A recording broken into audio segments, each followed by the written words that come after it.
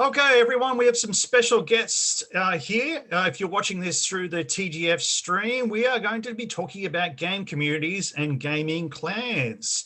So we've got three members of a particular gaming community who are going to be talking about what they do, the games they play, how they communicate with other members, a whole array of questions we're going to be asking them, and also they're going to give us some insight into the gaming community as well. So first of all, could you all introduce yourselves?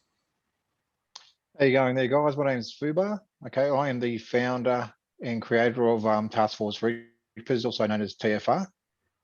We're a quite a large gaming community for the Asia and Australian Pacific area. My name is Nexus. I do all the community management, all the advertising for our clan across all social media. G'day guys, my name is St. Dylan, and I primarily do a lot of the Discord admin and help run the Discord. Okay, so first of all, I was going to ask about when you kind of originally started, Fubar, when you originally started this kind of community, what brought you to make this, and why? Well, see, originally we used to be just solely a Battlefield clan, and since that time there, we've found that the community especially has evolved just from a one game clan or community only. So we ended up, I ended up creating Task Force Richards, which was actually a merging of a number of smaller clans into one our large clan now, and that's how it's come to be. So we did start off Australia and New Zealand, and now we've actually branched out to countries all over the world.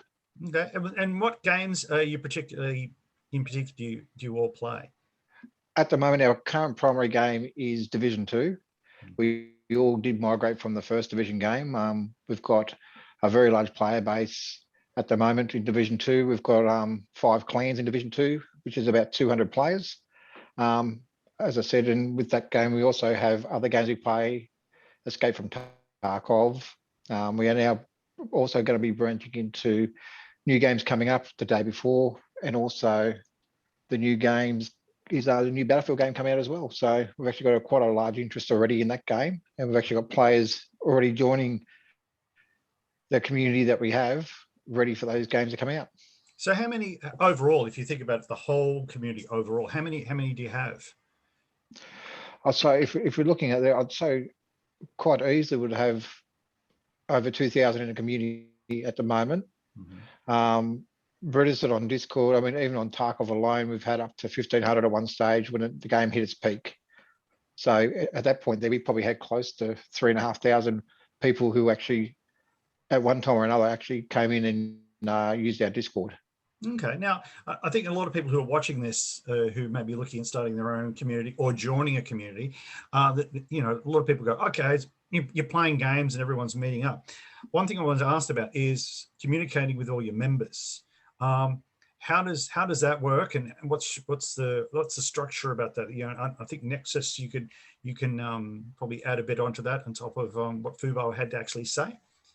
Yeah, so pretty much from the community point of view, if you wanted to get involved in a community like ours, so obviously we run a big clan, like I said, for the games we play.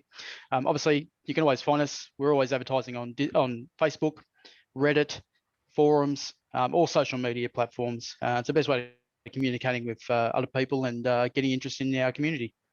Okay, and so how long have you been in charge of the community aspect? Probably now getting towards nearly 3 years since I came on board. Mm-hmm. And obviously, we started off as Division 2. We moved, started off one clan, went right through now to 5 clans. We had a massive following for Escape from Tarkov. We go following at the moment now for Outriders as well, which is a fairly new game. And also we're looking to expand obviously into the Battlefield once that comes out, the new Battlefield. And how much time does it take? Obviously, you're either working or studying that, but how much time does it take being in charge of kind of doing all the communication for this? So it is quite time inclusive, as obviously. Generally most weekends I'm actually doing that. So from advertising point of view, you're looking at on average at least a good solid day basically out of the week to do that. Which is not too bad. Like I generally do it on a Saturday morning, and but yeah, it's not too bad. And because also everything that everyone's doing here is all voluntary, and you're doing it because you enjoy it and you love the community, but also you love what you're doing. Don't you? Absolutely. It's if it wasn't for the help of everyone here, we wouldn't have the community that we have now. And it certainly shows with the numbers we have and the amount of people that join our Discord every week. Now, you were mentioning they were mentioning about Discord before. How important is Discord? Well, it's probably the best method for communicating between players of obviously any game. Obviously Discord, you can use it obviously not only just for PC, you can use it for obviously for consoles as well. But primarily for our point of thing, especially when you have 5 clans, in-game chat is not very good. Whereas Discord, you can have at least maybe 10 to 15 people in a group talking at one time, doing raids and stuff like that. You absolutely need it. It's essential. Try 2025.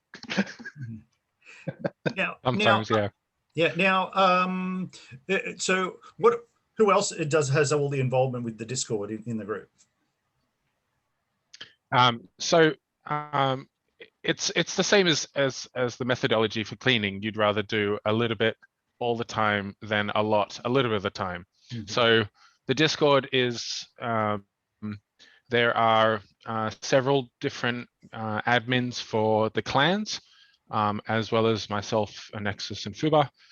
And we also have a couple of other admins for the other games that we play, like Valheim, Outriders, Tarkov, and probably soon upcoming Battlefield as well. So everyone kind of chips in and helps out with a Discord to run it, to manage it.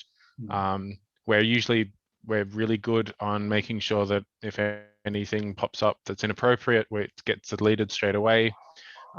We really try hard to make sure that we have an inclusive Discord with no bad language, hopefully. It's all about just make sure you manage and have those different channels for people to chat. So it's not just having everyone in one single channel with 800 people plus all talking in one. You split it out and you have different categories. And the way that we've set the Discord up is making each category of groups of channels private to those specific roles. So when you join into our Discord, you can choose the roles that you would like to join depending on the different games. And then once you choose those roles, you can then get access to those channels. So everything's we use just a couple of different bots and everything's automated in the background for us. So the running of the Discord is pretty simple for us, really. Clan members have their own separate role inside of our Discord. So if you join for Division, as most people do, you get access to the Division stuff, but we also have private Division TFR clan members as well. And that's where we run our raids and do a lot of the DZ stuff and a lot of the chats. Okay. And so when it comes to running this, like for you, how much time does this take you to kind of look after this? I know you were saying before about it's kind of split up with different people, but how much time would you put into this in a week? In a week, probably, as Nexus said, probably a full day. But I do it pretty much every night. So as soon as I jump on, I do a little bit here and there, help manage it. All 3 of us have Discord on our phones as well. So if anything pops up, we're usually onto it really quickly.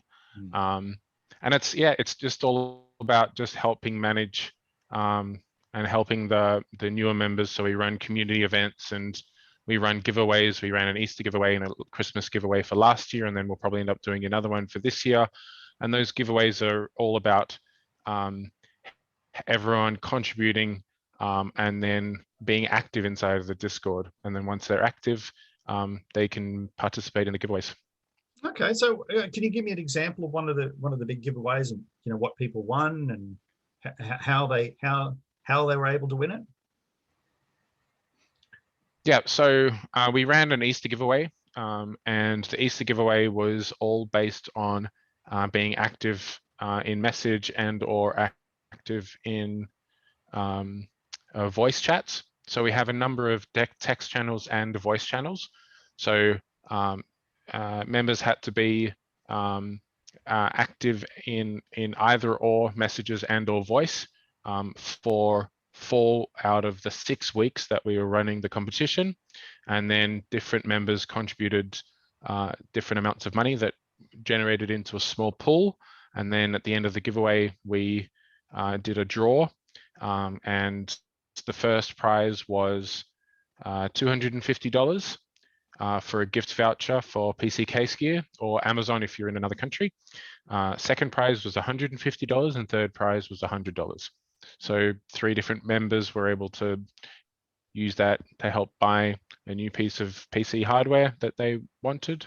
And then we even had one member say he didn't need it because he had already won the Christmas giveaway, and he then gave it on and someone else was able to win it. So it is very much a community feel of everyone contributing. And that's what it's all, that's what's the big thing, I think, especially with, I think I've noticed this with cosplay communities and gaming communities, is the friendship levels get pretty high. And I think that level of fairness, or people kind of thinking, like the example you said about, I've already won something, so I'm going to give this to someone else. I see that a lot in these sort of communities, more so than I see than others, which I think is fantastic, and that must also help you all as a community. It definitely does. It makes a big difference because people, when we do these giveaways, people feel included in it. So, I mean, obviously, as Dylan said, everyone donates if they want to. And when we, as I said, our Easter giveaway, there were close to $1,000. So, well, unlike the Christmas giveaway, which was larger, where we gave away headphones and we gave around, first prize was $500. So, I mean, depending on what people donate is what we give. But again, it's not an expectation. It's trying to draw people to feel included, and, having a chance to win. And the people who did win were shocked they won because, the usual saying, I've never won anything in my life, but it's good to make those people feel good about themselves. You've won something decent, and and at the same time we're playing games, enjoying it ourselves there, and just basically this is what we enjoy to do. Everyone likes to come here. We all work long days, 10, 12-hour days there, and of a night we can some days spend another 4 or 5 hours gaming, and that's what we do. That's our outlet. Now, one thing is that everyone in the world's been affected by kind of COVID over the last year and a half. Have you seen a big increase in what you do, like with people playing, being part of the community since lockdown, or has it changed much? Well, I mean, Nexus would agree with this here. We actually anticipated it was going to be a drop down in games in the beginning there. We thought at the beginning there we might have a bit of a spike, a bit of a lull, but for us, it hasn't actually stopped. I mean, we started out, with 3 solid clans, and now we've got 5 in Division 2. And we anticipated a player base to drop off, but it's still been increasing. I mean, we're getting anywhere between 20 to 30 players from around the world wanting to come and join us. And now we're getting to the point where we're going to actually have to push out to make our clans bigger to accommodate for all the new players coming through. So, I mean, COVID's been, for us, it's been really good, in the sense that the player base is coming to us because their own communities that they had before have died off or quietened down, or they're not doing that much anymore, where we're still coming through. And it's, no, we find it's been going very, very well. And besides my phone blacking out all the time on me, it's going good. Oh, well, I might start with Nexus as well, but this is changing the subject. That what's your main games that you like to play within the community and probably outside the community, and also what are some games that kind of really influenced you when you were much younger? Yeah, so pretty much basically the games that mainly I play is basically FPS, first-person shooter, or looter shooter games. They're my main priority games that I play. Some of the early games I used to play obviously were like Unreal Tournament back in the day. Did play some console games back early in the piece as well. So pretty much basically, I've always been an FPS kind of gamer through and through. So, and that's sort of pretty much where, our target audience is basically FPS / looter shooter type genre. And it shows in the amount of people we have in our clans and in Discord. So yeah. Okay. Yep. My games that I play regularly are Division 2, Breakpoint, Wildlands. My background, I used to play Unreal as well back in the day. I used to play a lot of strategy games as well, so Age of Empires. So I'm really looking forward to the new Age of Empires 4 coming out. And Red Alert 2, that kind of thing. And then I switched to Xbox and I used to play Call of Duty and be in some of the comps around Sydney and New South Wales as well for a long while. So yeah, that's where most of my focus has been. Yeah. Fubar? Well, mine's probably started back in the day, games like GoldenEye, back on the old console systems there, pushing up into the Battlefield series, Battlefield 2, Battlefield 2142, which was a really great game as well. Yes. Went to the Call of Duty series there, where we actually got quite competitive and done a few esports events there with the clan. And now pushing into games such as Dying Light 2 when it comes out. Those type of games there, Division 2, 3,000 plus hours in that game now, which I absolutely love. As I said, most of the guys here have got big hours in the game, so they're dedicated players, and we all enjoy helping each other out and help new players come through. I think that's why a lot of us, the games that we play, people can see the games that we play. Even if they're starting out fresh and new, we've got guys who are spending 20, 30 hours a week each helping players come up. So, but the future, definitely Dying Light 2, waiting for the new expansion for Division 2, because obviously that's my core game at the moment. And the day before, there's a few new ones coming out, and Battlefield's going to be a definite as well. Yeah, I know for a fact that I remember how much Command and Conquer you used to play. Like we used to play Command and Conquer and also Tiberian Sun with each other and against each other and other things. But I still remember you playing all the Red Alerts, Red Alert 2s, all through absolutely. Those, playing them also on I remember you playing them on console, and which I used to just scratch my head because I was more of a PC player, going, how are you able to play it on consoles without having to change all the keys? Yeah. But I do also remember spending hours sitting on the couch watching you play GoldenEye. Yes, GoldenEye, one of my favorite all-time games. A lot of GoldenEye. Yes, definitely. 64. Yes. So that was one, and also the very early Resident Evil games. Yes, the Resident Evil, which I'm still a big fan of. I've played every game since then, and the new game's actually really good too. So, but the Fear series of games. So that style of games there. I mean, if I count back on how many hours I've got over the years, geez, I tell you, it's pretty embarrassing. Really feel thinking about it, but that's what I like, and it's as I said, GoldenEye is probably one of my all-time favorite games. Now, before we actually started the interview, there was talk about you talk about the ethics within the community. You're talking about how you manage people that you get a very, very small percentage that might be doing the wrong thing, or it could be cheating and all that sort of stuff. And how do you deal with that on your community? We have a zero tolerance policy for cheaters or for people using hacks. It is very, very small, but we don't just simply kick someone out for doing the wrong thing. We will ask them, and it will get them to share their gameplay with us, hoping to catch them. We had one quite recently, and we did a whole bunch of recordings, and then the three of us made a decision between us, and it was gone. So it does happen, and as on PC, on other consoles, it's hard to get around. You'll always have people trying to use those kind of hacks, but they're not welcome in our community.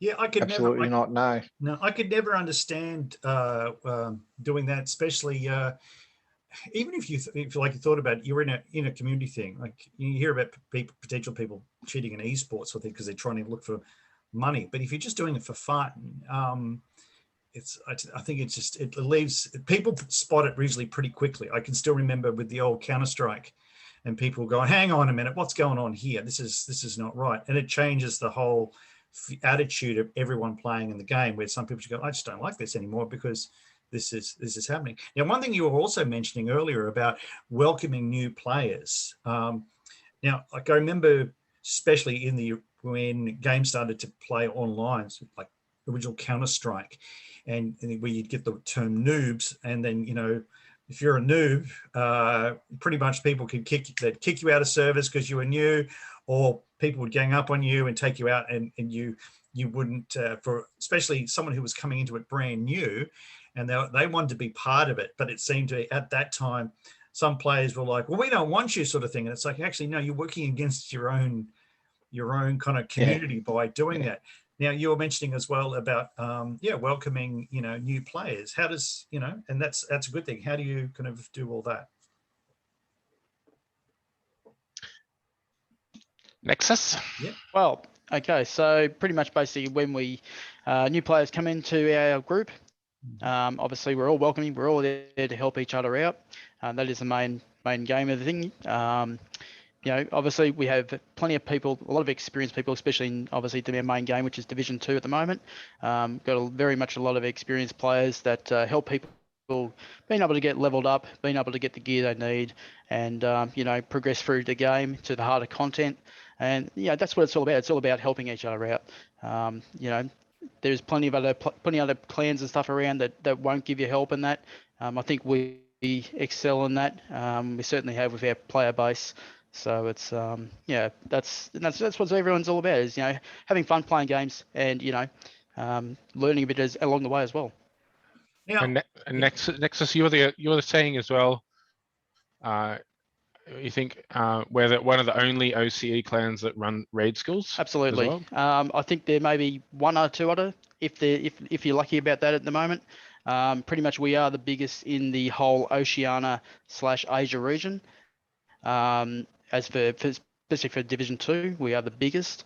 5 clans. There is no others around that are as big as we are. And that shows because, you know, we have the player base, and you know, everyone's happy, everyone's in there playing the game and enjoying it for what it is. okay, so for people who haven't actually not know about this, especially if they come new, so what is actually what actually happens in the raid schools and stuff? Dylan, that's yours. So the raids are larger events with 8 players in Division 2, where you actually have to defeat 4 bosses, and there's 2 different raids: Dark Hours and Iron Horse. And for each boss, you have certain mechanics inside of the boss areas, and so you have to do things in a very specific order, and have to watch out for certain enemies and shoot certain things to then set off a different mechanic to then progress through so that you can actually kill the boss. And our raid schools. So raid, usually a Dark Hours raid, it's on a good day is probably 30 minutes. Iron Horse is usually about an hour. But the raid school, we go through and we have 4 experienced players. So the raid leader and 3 experienced, and then 4 new players. And then up to, like last week when we ran Iron Horse, we had I think 25 people watching one of our streams of running the raid school. And so we go through and we explain all of the different mechanics, and show where a new player would be standing, and really try and help them out. And then once they've completed raid school, they can then start joining in on our clan raids with the other experienced TFR members. And the raids generally give you better loot drops as well as special content and stuff like that. So, and that's probably one of the main reasons why I still play Division 2. I love doing raids. I will always, and we will always jump in and help new players with, like Nexus came up with a great idea even last week to run summit events where we help new players through to get them better loot drops so they can build up their their builds quicker. And so we continue to run raid schools and we continue to run raids, and we're really trying hard to get as many people through and get them up experienced as well. So Fubar ran me through my first raid school, actually. So yeah. From a community and perspective, just that's letting on really with that amazing. too, That's really amazing. That That's is good, because I mean, even with the raid schools that Dylan was talking about too, is to build diversity in the game.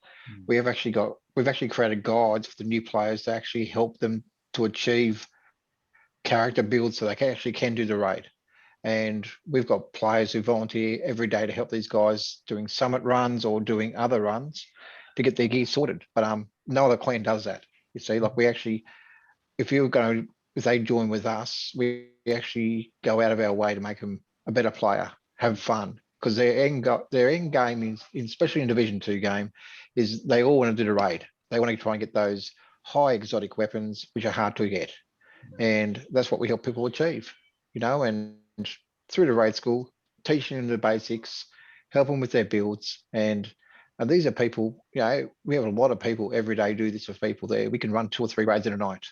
If that's 24 players raiding on a nightly basis, which is not too shabby I reckon anyway. I think, Well, I like think that's really good. 2 Fridays ago, we ran 6 raids in the night. Yeah.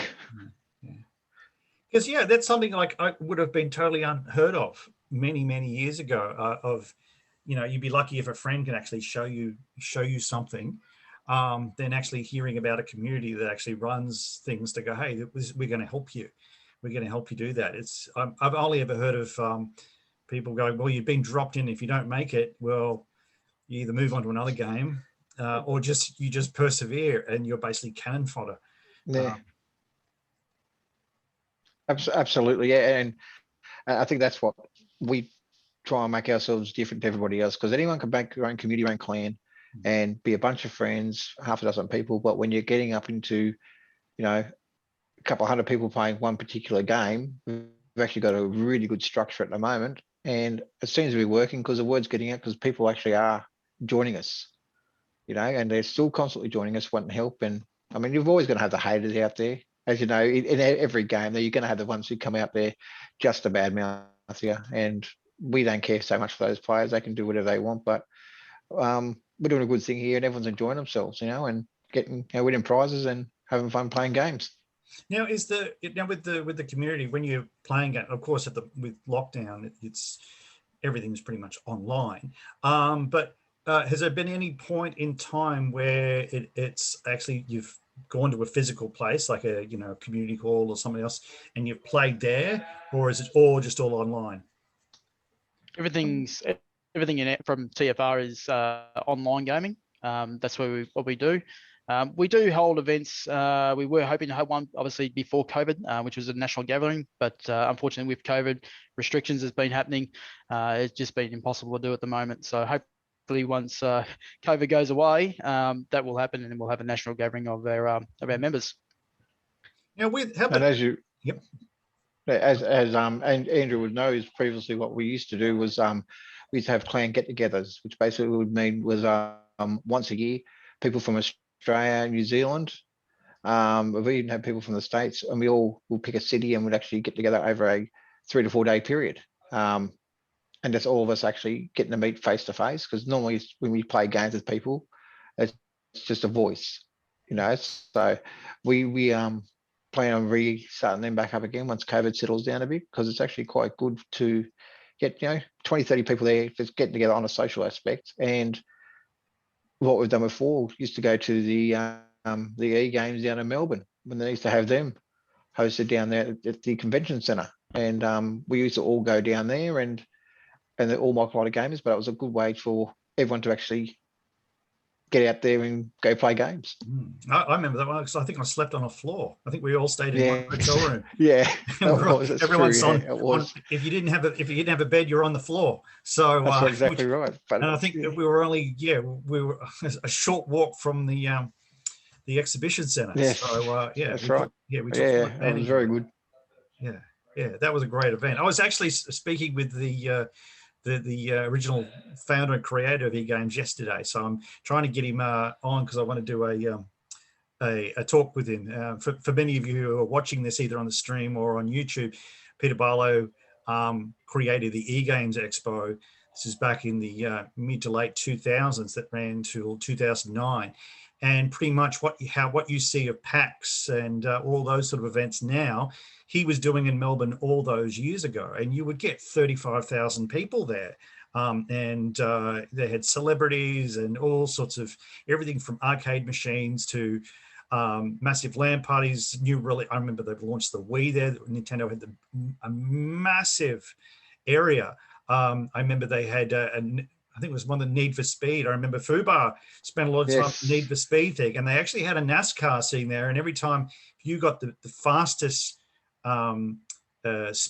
fastest time, lap time in that hour, you would just reach into the car and grab a new game. So he was doing that all day. But they had everything from pinball machines to arcade machines. It was it would take up the same amount of area that you would see with a PAX or probably EB Games. For those who are in Sydney and Brisbane, that sort of size, it was absolutely colossal. So, and that was all Australian owned. So, big change to and that was more of a rarity back then compared to now, where it's more commonplace to see comic cons and gaming conventions. All right, so what's next for TFR? All right. Well, obviously, we're going to keep pushing forward now. Obviously, we are probably going to grow our clan size there. We've got new games coming out. We've got Battlefield, the day before, which is basically a spin-off, sort of like Escape from Tarkov come Division 2. It's a zombie PvP gaming one. That's one we'll be focusing on as well. Our Division 2's got new content coming out towards the end of the year, and obviously be pushing on towards when Division 3 comes out. And most definitely we'll be still going into those games. The new Battlefield game. And what about you next? What do you reckon? Yeah, look, I think that's the best way of growing a community is that you have to keep up with the newer games that are coming out. You can't just keep all your eggs in one basket. It's always nice to try and do that, but in an ever-changing scenery, which is gaming, you do have to follow the market a bit. As Paul said, that we've got a lot of new games coming out. Obviously, Division Heartland is another one that's another one that's coming out, which will hopefully be next year, if not this year. That's a more PvP related game, which I'm more focused into myself. So if you don't follow it, then you get left behind. Yeah, that's exactly. It's always good to kind of grow as well. So if any of you have any other games that you'd like to play and you'd like to join a community, we're always open. We're always welcoming. Happy for you to all join. And come and join us. Fantastic. Now, is there anything else you want to share before we kind of finish up today? Is there any imagery, anything else you want to communicate to the audience while they're watching on the stream, or those who are watching this on YouTube at a later date? I don't know. What do you reckon? There'll be a link down the bottom. Yep. Yeah. All right. So, okay. Yeah. So basically, for those of you who are watching this on the TGF stream, event stream, we will have TFR's information, all their social media stuff, showcasing on the TGF Facebook page. We'll have it on the chat, popping up in the chat on Twitch. Now, if you're watching this months later on YouTube, we will have all their social media information below in the description. So I'd like to say thanks very much for all of you for sharing your insights into TFR and everything you do. You do a lot. I was actually really surprised by all the the support you do for new players. I think that's absolutely amazing, because I rarely ever hear. I don't think I've really even heard of that before. At the level you're at. So I think that's amazing. So on behalf of TGF 2021 and Cause and Effect Gamers, I'd like to say thank you very much to all of you for sharing your insight and for your time. Thank you very much. All right. Thanks, guys. Cheers, mate.